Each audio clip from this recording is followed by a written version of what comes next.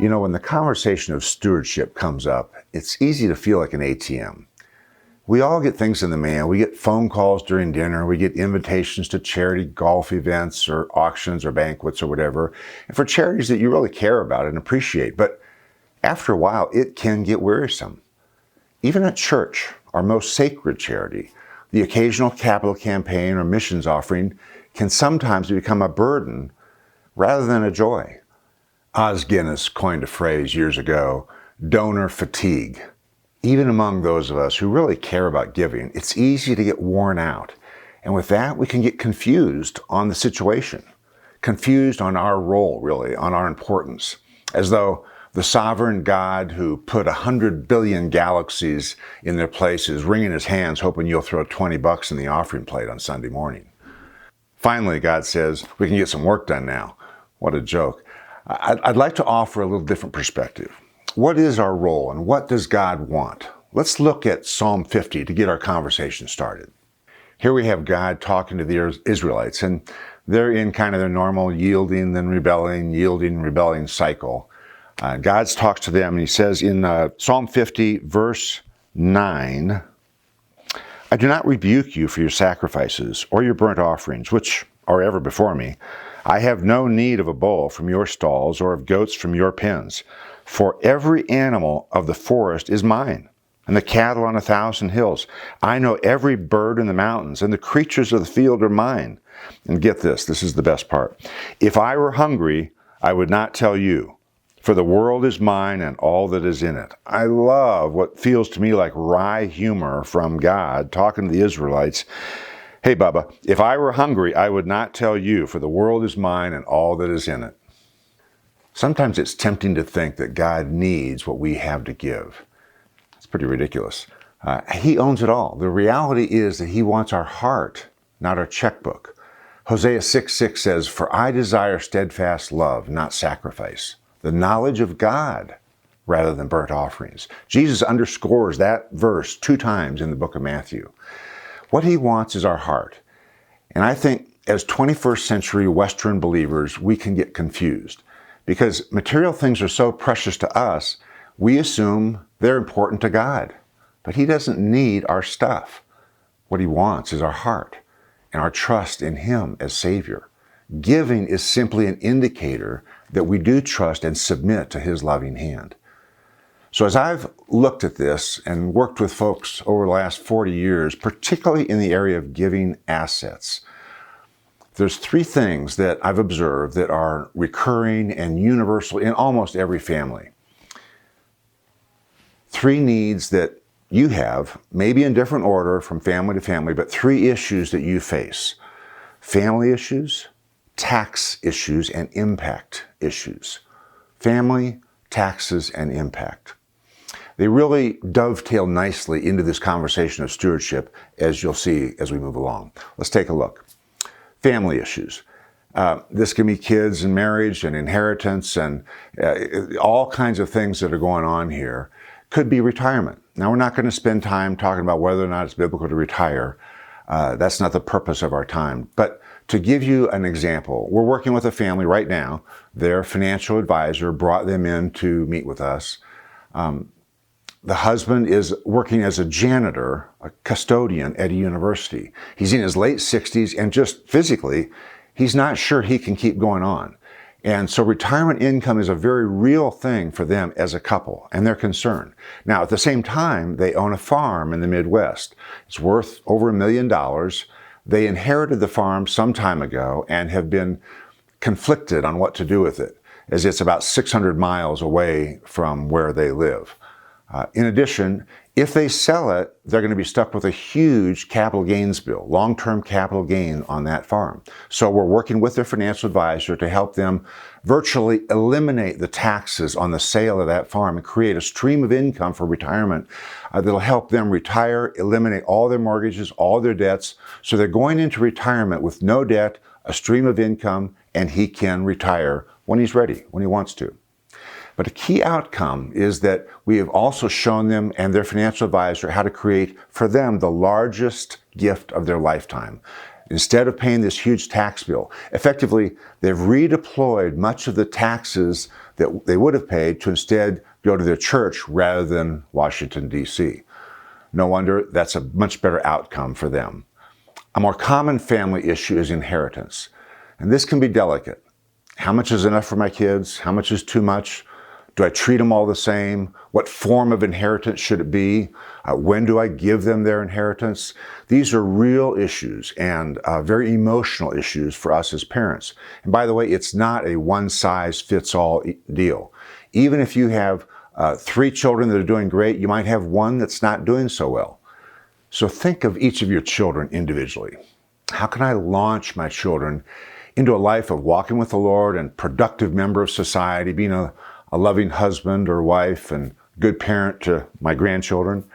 But again, there are pathways that Congress has laid for us that can help us launch our children and inspire them to generosity while at the same time blessing them with inheritance and using smart tax strategies. The second area that we want to look at is taxes. Not to pay more, obviously. We want to render unto Caesar what is Caesar's, but we live in the most generous system on the planet in terms of encouraging charitable giving. It's part of the fabric of who we are as Americans. It's part of our heritage.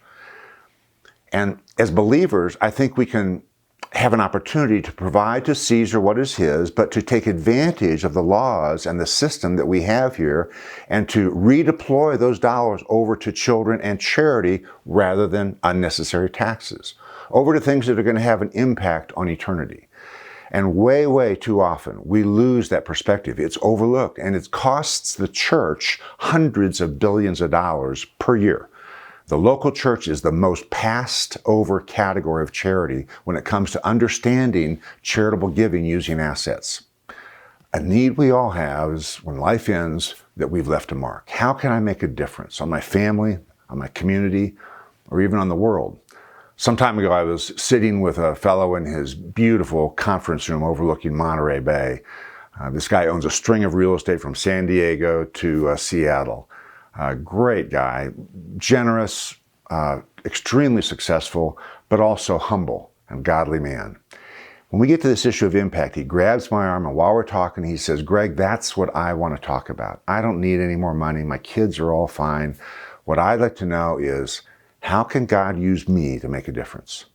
And that's really the driver here in this conversation. What is our legacy? A book came out a few years ago, Leaving a Legacy by Mark Zesbaugh, the CEO at the time of Allianz Life Insurance Company.